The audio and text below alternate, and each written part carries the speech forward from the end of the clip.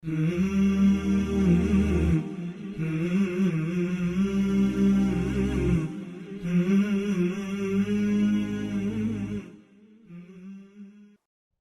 علیکم ورحمۃ اللہ وبرکاتہ۔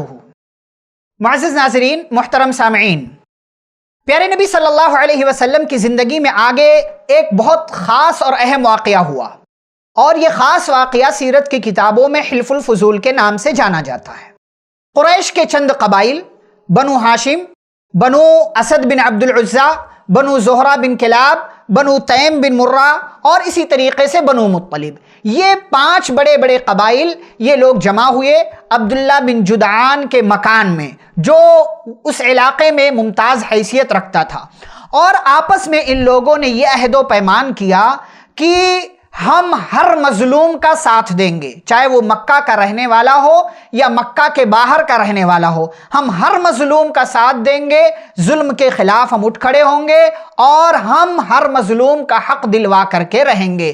یہ قبائل نے اس بات کا پختہ عہد و پیمان کیا اور اس بات کا پکا ارادہ کر لیا، اور یہ تنظیم حلف الفضول کے نام سے وجود میں آ گئی۔ اس کا سبب کیا بتایا جاتا ہے؟ اس کا سبب یہ بتایا جاتا ہے کہ زبید کا ایک آدمی، زبید ایک قبیلہ ہے، اس کا ایک آدمی سامان لے کر کے آیا، عاص بن وائل نے اس سے سامان خرید لیا، لیکن اس کی رقم اپنے پاس روک لی، رقم ادا نہیں کی۔ اس شخص نے مختلف قبیلوں کو بلا کر کے، مختلف قبیلوں کا نام لے کر کے مدد کے لیے پکارا، لیکن کوئی بھی اس کی مدد کے لیے نہیں آیا۔ وہ شخص ابو قبیس نامی پہاڑ پر چڑھا اور اس نے مدد کے لیے گہار لگائی، مدد کے لیے پکارا۔ چنانچہ پیارے نبی صلی اللہ علیہ وسلم کے ایک چچا زبیر بن عبد المطلب یہ کھڑے ہوئے اور انہوں نے کہا کہ یہ شخص بے یارو مددگار کیوں ہے؟ چنانچہ انہی کی کوشش سے یہ 5 بڑے بڑے قبائل، بنو ہاشم، بنو مطلب، بنو اسد بن عبد العزا اور بنو زہرہ بن کلاب، بنو تیم بن مرہ، یہ جمع ہوئے اور ان لوگوں نے عاص بن وائل سے اس بندے کا، یعنی جو زبید قبیلے کا رہنے والا تھا، اس کا حق دلوایا، اور اس طریقے سے یہ تنظیم وجود میں آ گئی۔ اور اس تنظیم کا مقصد بڑا نیک تھا۔ پیارے نبی صلی اللہ علیہ وسلم بھی اس تنظیم میں، اس عہد و پیمان میں اپنے خاندان، اپنے قبیلے کی طرف سے شریک تھے، اور بعد میں نبوت کے بعد آپ صلی اللہ علیہ وسلم کہا کرتے تھے کہ زمانے جاہلیت میں میں ایک ایسے معاہدے میں شریک رہا ہوں کہ اگر آج بھی مجھے اس معاہدے کی طرف بلایا جائے تو میں لبیک کہوں گا، اور یہ چیز مجھے سرخ اونٹوں سے بھی زیادہ محبوب اور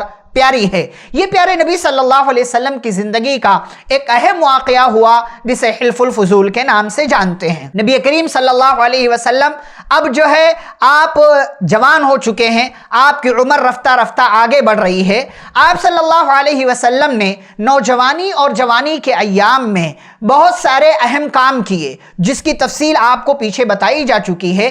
آپ نے بڑی جفاکشی کی زندگی گزاری۔ بچپن میں آپ نے مکہ والوں کی بکریاں چرائی ہیں، مکہ والوں کی آپ نے بکریاں چرائی ہیں، معمولی قیرات کے، معمولی رقم کے بدلے آپ صلی اللہ علیہ وسلم نے بکریاں چرائی، اور مکہ میں ہونے والی تقریباً ہر مہم میں آپ صلی اللہ علیہ وسلم شریک ہوا کرتے تھے۔ جنگ فجار میں آپ شریک ہوئے، حلف الفضول میں آپ شریک ہوئے، بکریاں آپ نے چرائی۔ بکریاں کیوں چرائیں؟ تمام انبیاء کی یہ سنت ہے، پیارے نبی صلی اللہ علیہ وسلم بھی بکریاں آپ نے چرائی ہیں۔ بکریاں چرانے کے پیچھے اللہ تبارک و تعالیٰ کی طرف سے کچھ حکمتیں پوشیدہ تھیں۔ حکمتیں کیا تھی؟ کہ آگے چل کر کے آپ کو نبی اور رسول بننا ہے، امت کا قائد بننا ہے، لہٰذا لوگوں کو ڈیل کیسے کیا جائے، لوگوں کو مینج کیسے کیا جائے، لوگوں کے سامنے باتیں کیسی رکھی جائیں، کوئی ستائے، کسی کی طرف سے پریشانی آئے، اس کو ڈیل کیسے کیا جائے، اور برداشت کا مادہ کیسے پیدا کیا جائے۔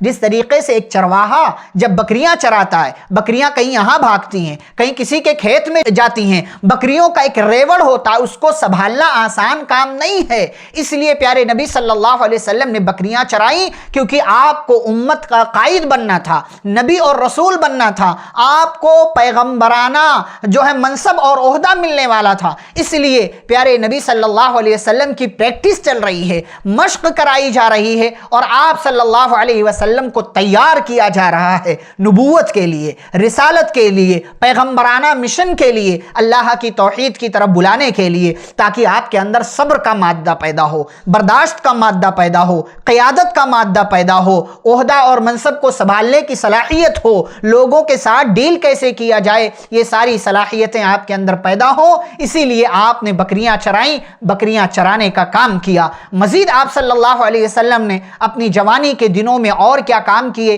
انشاءاللہ تفصیل کے ساتھ آگے کی ملاقاتوں میں آپ کے سامنے باتیں ذکر کی جائیں گی۔ رب العالمین ہم سبھی کو پیارے نبی صلی اللہ علیہ وسلم کی سیرت طیبہ سے مکمل طور سے فائدہ اٹھانے کی توفیق عطا فرمائے، آمین۔ والسلام علیکم ورحمۃ اللہ وبرکاتہ۔